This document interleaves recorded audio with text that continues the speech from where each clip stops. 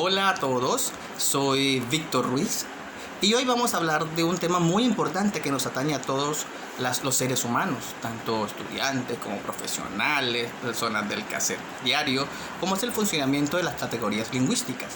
Pero para ello, hoy invitamos a una persona muy importante, conocedora del tema como tal.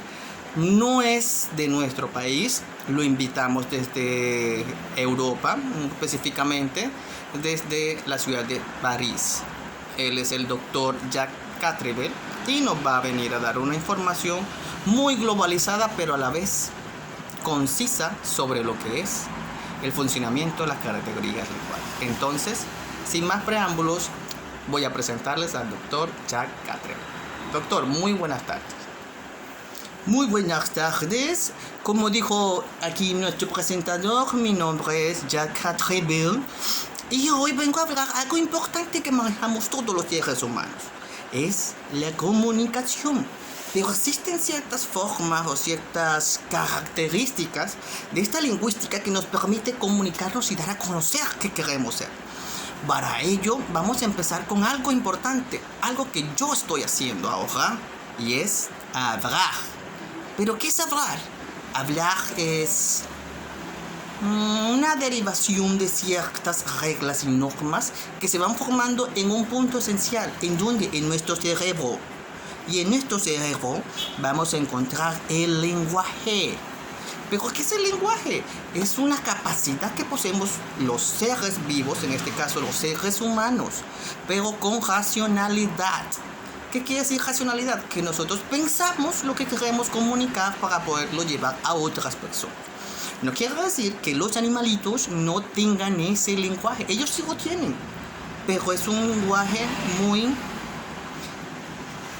de instintos, muy intuitivo. Lo que ellos desean en el momento es lo que van a hacer. Ellos no racionalizan la información que desean comunicar. Solo mediante movimientos, aullidos y otros sonidos, ellos se comunican.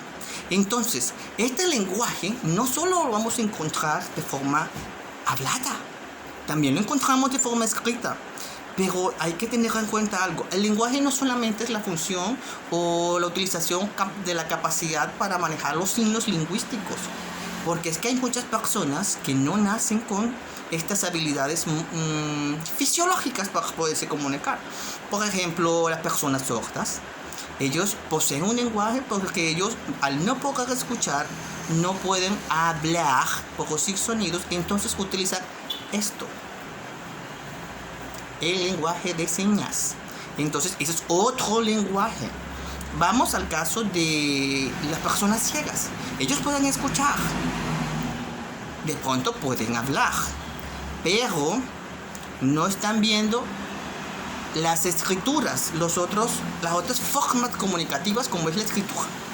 ¿Qué utilizan ellos para poderse comunicar? Entonces ellos utilizan el sistema de puntitos o braille, que va variando de acuerdo a algo importante, la lengua.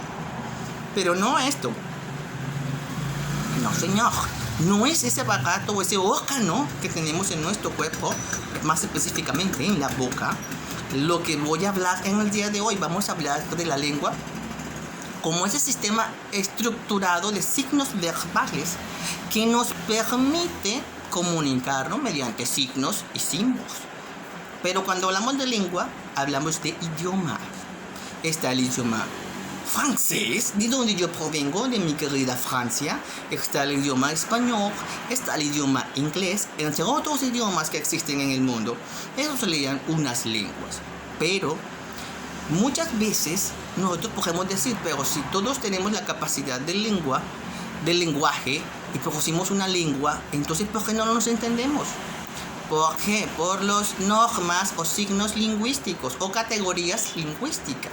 ¿Qué quiere decir esto? Que existen unas normas para yo poder manejar o poder expresarme en un determinado idioma. Por ejemplo, en español existe que va primero el pronombre, luego la acción o verbo, el sujeto, y luego sigue un complemento, ¿cierto? Esa es una estructura muy corta, muy superficial, para no ahondar en el asunto. Entonces, en el inglés y en el francés varía notablemente la posición de algunos de esos categorías gramaticales. Por eso entonces existen una diversidad de lenguas, por así decirlo. Pero hay algo importante que ustedes deben notar. No sé si han podido darse cuenta que yo estoy hablando español. Mi presentador está hablando también un español colombiano. Pero, ojo, existe una diferencia. ¿Qué es esa diferencia? Que mi español es más tirando un poco a lo que yo aprendí en Europa. Uy, que hace mucho calor aquí en este departamento tan bello llamado Córdoba. Por eso, entonces, allá en Europa, en Francia, donde yo aprendí el español, fue un español más castellano, donde utilizan los ceseos. Son esas pequeñas variaciones en la pronunciación de la Z y la S. Entonces, se dan cuenta, esa variación del español que habla acá el presentador y mi persona, eso se llama dialecto. Son todas aquellas variables de una lengua o idioma muy marcada, no digamos muy marcada, no presentan unas diferencias marcadas porque vienen de un mismo origen de esa lengua. Vámonos a un ejemplo mucho más puntual. Yo acabo de decir que aquí en Córdoba hace mucho calor, ¿cierto? Bueno, aquí en Córdoba hablamos un español, ya me considero costeño, me considero cordobés. Aquí en Córdoba hablan español. En este departamento pertenece a un país llamado Colombia, entonces en Colombia se habla también el español. Pero hay variaciones. Esas variaciones se les llama dialectos o variaciones dialectales. ¿Por qué? Por ejemplo, los paisas o las personas del interior, ellos hablan un poco más lento, más pausado. Vamos a pronunciar un poco más la F, la R, entre otras variaciones, porque ellos hablan como cantado. En cambio, la gente de acá, de la costa, es mucho más, como dicen aquí, jacarandosa. Entonces ellos son más folclóricos, hablan mucho más efusivos. Golpean más las palabras, hacen mayor entonación y son más fuertes en pronunciar ciertas palabras. Por ejemplo, la R.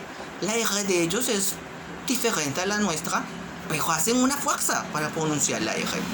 Entonces, esa variación del costeño con la persona que habla en el interior se llama dialecto, variaciones, pero de un mismo origen de la lengua, que es la lengua española o el español, ¿sí?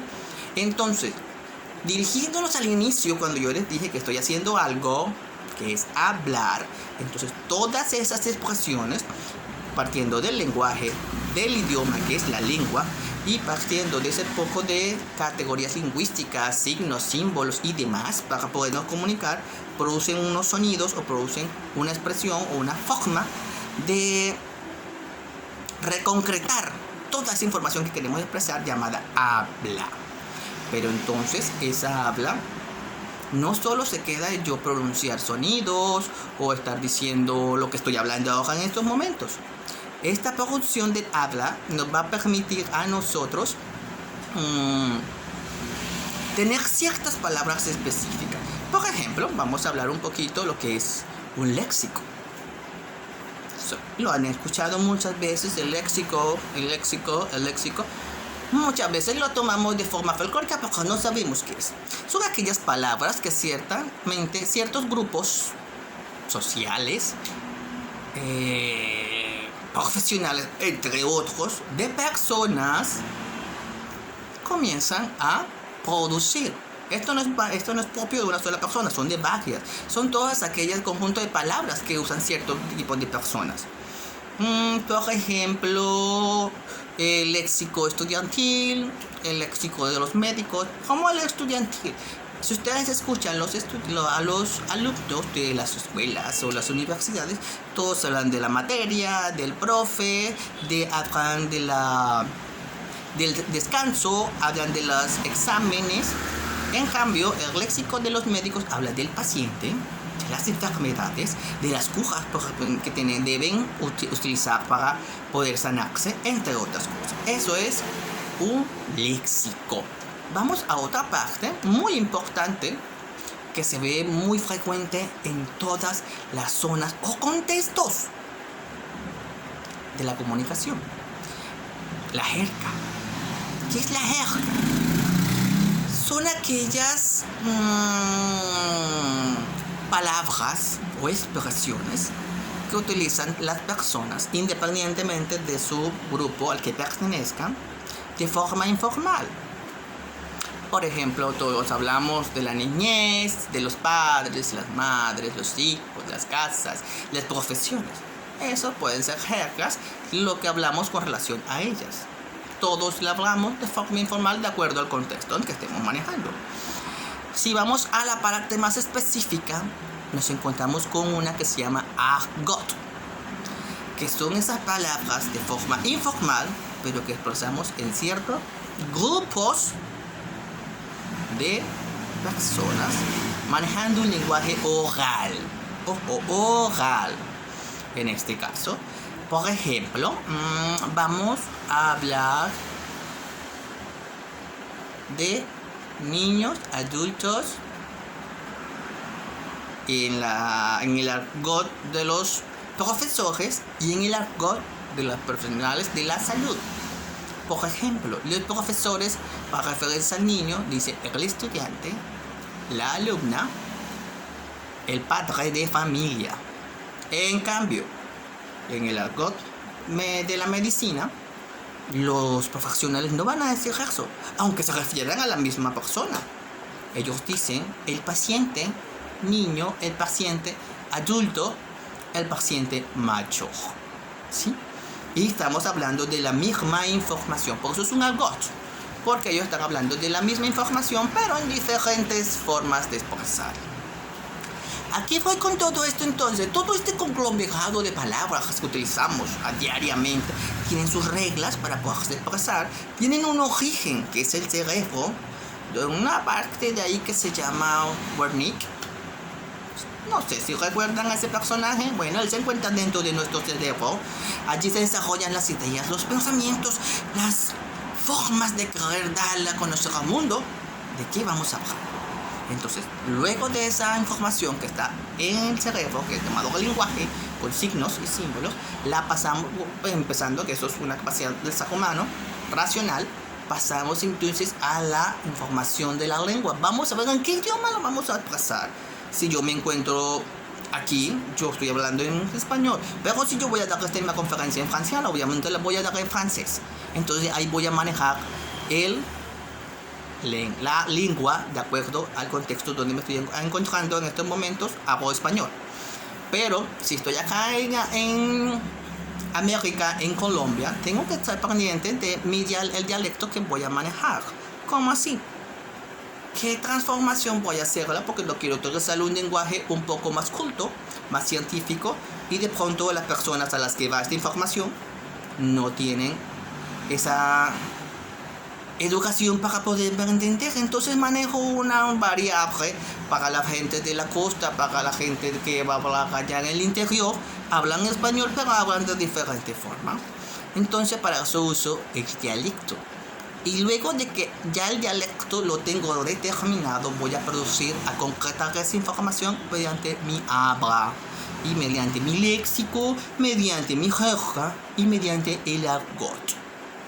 Espero que haya sido de gran satisfacción este video para todos ustedes. Ha sido con mucho gusto desde mi bella Francia, para ustedes en Colombia. Muchas gracias por haberme invitado. Que tengan un resto de día muy feliz. Muchas gracias, querido doctor. Entonces, los esperamos en una próxima ocasión y quiero que les haya quedado muy en claro que hablar por hablar les hace a ustedes una recomendación. Antes de concretar las palabras, usemos el cerebro. Porque si usted usa el cerebro, los pensamientos los concreta, puede utilizar un buen lenguaje, puede manejar bien el lenguaje, puede utilizar una buena lengua y manejar dialectos a su gusto e interés. Entonces los esperamos en una próxima ocasión. Espero que haya sido de su gusto. Hasta pronto. Un feliz resto de día. Y recuerden que hablar es hablar. Hasta luego.